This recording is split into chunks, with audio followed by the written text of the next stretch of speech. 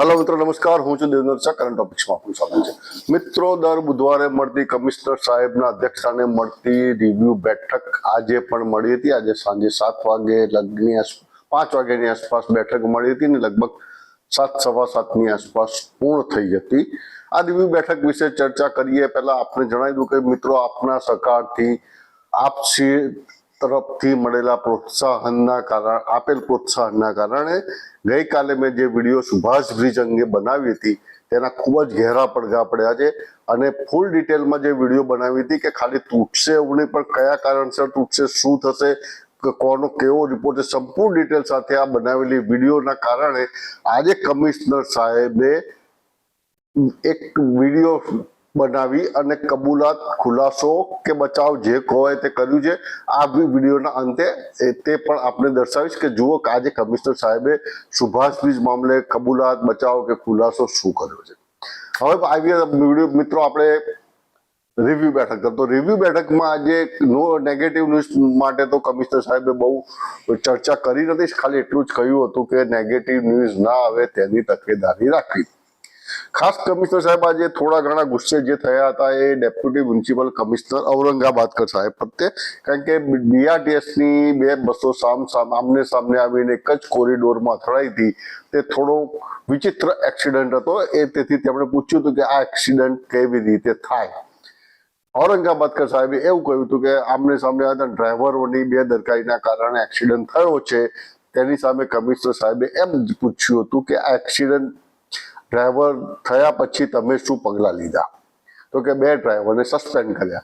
તેથી કમિશનર સાહેબ ફરીથી નારાજ થયા હતા અને એમ સીધું કહ્યું હતું કે ડ્રાઈવરને સસ્પેન્ડ કરવાથી કંઈ જ વધશે નહીં, તમે જે કોન્ટ્રાક્ટર છે તેને ડિબાર કરવા માટે કોઈ ફાઇલ ચલાવી કે નહીં, તમે કોન્ટ્રાક્ટરને બ્લેકલિસ્ટ કરવા માટે કોઈ ફાઇલ ચલાવી છે કે નહીં। આ સીધા સવાલ કરતા કે ફાઇલ ના ચલાવી હોય તો હવે ચલાવવાનું શરૂ કરી દો, ફાઇલ બનાવો કોન્ટ્રાક્ટરને ડિબાર કરવા કે બ્લેકલિસ્ટ કરવા માટે। આ ઉપરાંત તેમણે એમ કહ્યું કે કોઈ પણ વ્યક્તિની જિંદગી કરતા વળતર રૂપિયાનું જે વળતર મળે છે તે મહત્વનું હોતું નથી। તેથી કોઈ પણ અકસ્માતમાં છે, જેમ કે બીઆરટીએસના અકસ્માતમાં સમજો કે ખાડામાં પડી જવાથી કે વીજળીના કરંટથી જેમ ગઈ સાલ બધા થયા હતા, આ જ કમિશનર સાહેબશ્રીની ઉપસ્થિતિમાં તેવા કોઈ પણ અકસ્માતો થશે તો એના માટે સીધા જે તે અધિકારીઓ અને ડેપ્યુટી કમિશનર શ્રીઓ જવાબદાર રહેશે। મતલબ કે કમિશનર સાહેબે જવાબદારીમાંથી હાથ પાછો ખેંચી લીધો છે તેવી ગુસપુસ પણ કોર્પોરેશનમાં ચાલી રહી છે। આ ઉપરાંત પછી કમિશનર સાહેબે પ્લાન્ટેશન 5 મિલિયન ટ્રીઝ માટે પણ ચર્ચા કરી હતી। તે વખતે ડેપ્યુટી બગીચા વિભાગના ડેપ્યુટી કમિશનર મમતાબેન હિરપરાએ આંકડા આપ્યા હતા કે આટલા ટાર્ગેટ સામે આટલા વૃક્ષારોપણ કર્યા છે તેવા આંકડા આપ્યા હતા। ત્યારે કીધું હતું કે ટકાવારી આપી હતી, તો કીધું કે ટકાવારીના આ આંકડામાં ફરક લાગે છે તમને, તમારી નીચેની ડાઉન લાઇનમાં આ લોકો જે અધિકારીઓ તમને જે પણ આપે છે તેનો અભ્યાસ કરો, સવાલ પૂછો અને પછી સમજીને અહીંયા તમે પ્રેઝન્ટેશન કરો। આમ કરવાથી થોડુંક વધારે સારું પરિણામ મળશે। આ ઉપરાંત જે ધાર્મિક સંસ્થાઓ, ઇન્સ્ટિટ્યૂટ વગેરે છે તેમાં પણ પ્લાન્ટેશનની તૈયારી કરો, તેમાં પણ પ્લાન્ટેશન કરો અને તેના માટે દરેક અધિકારીઓને, દરેક ડેપ્યુટી કમિશનરોને તાકીદ કરી હતી। આ ઉપરાંત કમિશનર સાહેબે એવી પણ ચીમકી ઉદ્ધારી હતી કે જે ધાર્મિક સ્થાનોને સોલાર પ્લાન્ટ જોતા હશે વિનામૂલ્યે તો તેમના કેમ્પસમાં 6 થી 10% પ્લાન્ટેશન કરવું ફરજિયાત રહેશે। અન્યથા આ બાબતે પણ તેમને કોઈ પણ પ્રકારની સુવિધા મળી શકશે નહીં, તેમ કમિશનર સાહેબે પ્રત્યક્ષ કે પરોક્ષ રીતે સીધી ચેતવણી આપી દીધી છે।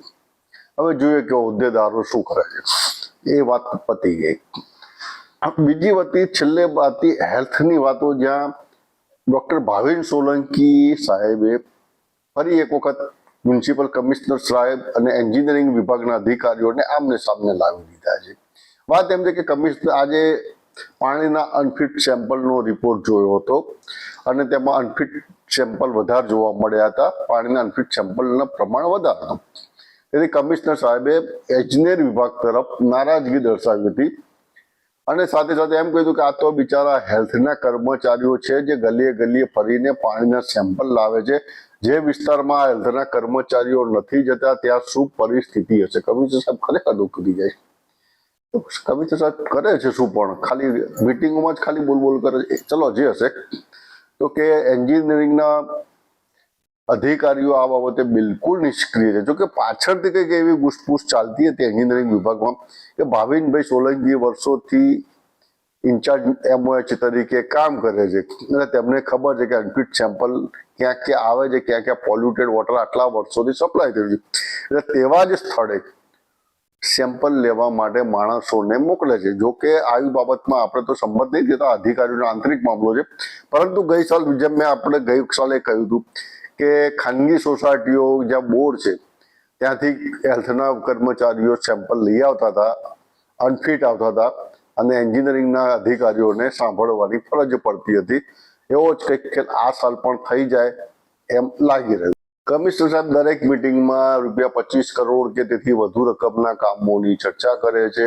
આ વખતે પણ પૂછ્યું હતું કે ₹25 કરોડ કે તેથી વધુ રકમના કામો માટે કન્સલ્ટન્ટની નિમણૂક કરવામાં આવી છે કે કેમ?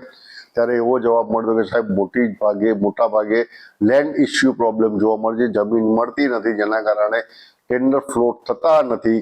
આવા બધા કારણો છે. ત્યારે કમિશનરે સીધું કહી દીધું હતું કે ભાઈ જે પણ હોય ગણતરીના દિવસોમાં જેને પણ જે પણ વિભાગને જગ્યા જોઈએ તે ફાળવી આપવી અને કામ શરૂ કરવા, અન્યથા જે તે અધિકારી જે તે વિભાગ સામે કડક પગલાં લેવામાં આવશે. આમ એવું લાગે કે સાહેબો કામ કરવામાં ઉતાવળ કરાવે છે અને પછી કંઈક પ્રોબ્લેમ થાય તો પાછા નીચેના અધિકારીઓ દંડ જાવ, કંઈક ખબર નહીં પડતી આપણને. એટલે આવી વાત હતી. આ ઉપરાંત સોલિડ વેસ્ટ ડિપાર્ટમેન્ટમાં પણ 4 બીન્સ મૂકવા, કચરા અંગે ફિલ્ડ માર્શલ મૂકવા અંગે ડીપમાં ચર્ચા થઈ હતી. 24 સ્થળે ફિલ્ડ સફાઈના માર્શલ મૂકવામાં આવ્યા છે.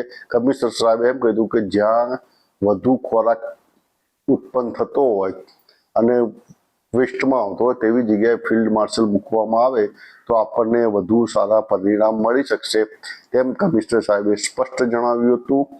આ ઉપરાંત ભયજનક મકાનો અંગે કમિશનર સાહેબે ફરીથી એક વખત દરેક ઝોનના એસ્ટેટ વિભાગના અધિકારીઓ, ડેપ્યુટી કમિશનરોને આડા હાથે લીધા હતા કે જે લોકો ભયજનક મકાન ખાલી નથી કરતા તેમની પહેલા પાણીની લાઈન કાપો, પછી ગટરની લાઈન કાપો અને તેમ છતાં ના મને તો તેમની લાઇટની લાઈન પણ કાપો, તેમને અંધારું કરી દો. પરંતુ આ લોકો ગમે તેમ કરીને મકાન ખાલી કરવા જોઈએ. આમાં જો કોઈની પણ જિંદગી જોખમમાં મુકાશે, કોઈ ભયજનક જીવલેણ અકસ્માત થશે તો તેના માટે જે તે ઝોનના ડેપ્યુટી કમિશનરો જવાબદાર છે. હવે આ ડેપ્યુટી કમિશનરો કેટલી જવાબદારી લે છે બિચારા એ ખબર નહીં પડે. બધામાં ડેપ્યુટી કમિશનર સાથે.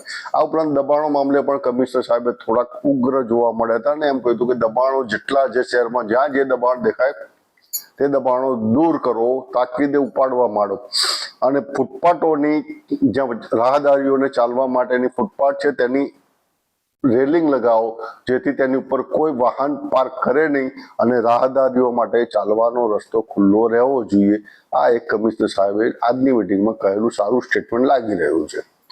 ટ્રાફિક મામલે જ કમિશનર સાહેબે એમ કહ્યું કે આપણે કેપ્સ્યુલ એપ્રોચમાં આપણે સક્સેસ થયા છીએ તો તે બાબતે થોડું ધ્યાન આપીને એ જ વસ્તુ એડપ્ટ કરો કેપ્સ્યુલ એપ્રોચની તો આપણને વધુ સફળતા મળશે. તેવી જ રીતે 70-20-10ના જે કામો છે તે કામો માટે પણ કમિશનર સાહેબે કહ્યું હતું કે 70-20-10ના કામોમાં ખૂબ જ ધીમી ગતિથી ચાલી રહ્યા છે, તેને ઝડપથી પૂર્ણ કરવા જરૂરી છે. આ ઉપરાંત કોર્પોરેશનમાં કોઈ સ્ટાર્ટઅપ પોલિસી નથી, સ્ટાર્ટઅપ પોલિસી પણ શરૂ કરો.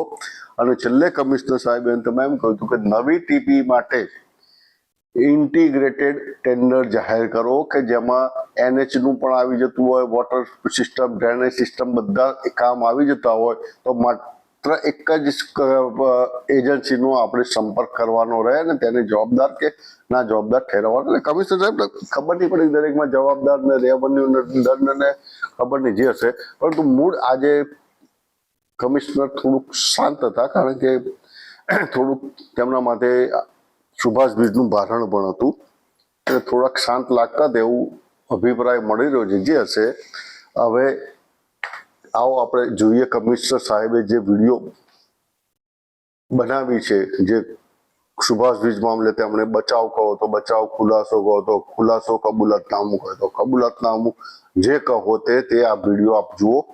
સુભાષ બ્રિજનું જે અત્યારે કામકાજ ચાલી રહ્યું છે એમાં કેટલા પિયરમાં સિમેન્ટ કોન્ક્રીટ સ્પોલિંગ દેખાયા છે અને એના અનુસંધાને આપણે અમદાવાદ મ્યુનિસિપલ કોર્પોરેશન દ્વારા આઈઆઈટી રૂડકીના એક્સપર્ટ, ટંડન જે આખા ભારતના one of the prominent consultant છે એના એક્સપર્ટ, આઈઆઈટી ગાંધીનગરના એક્સપર્ટ અને બીજા જે બ્રિજના એક્સપર્ટ છે એમના દ્વારા એક ખરેખર સ્થળ તપાસ કરવામાં આવ્યું છે અને એમના રિપોર્ટમાં અત્યારે એવું દર્શાવાયા છે કે આ જે પિયર્સનું જે સ્ટ્રેન્થ છે એ સ્ટ્રેન્થ લગભગ 53 વર્ષનું થવા આવ્યું છે.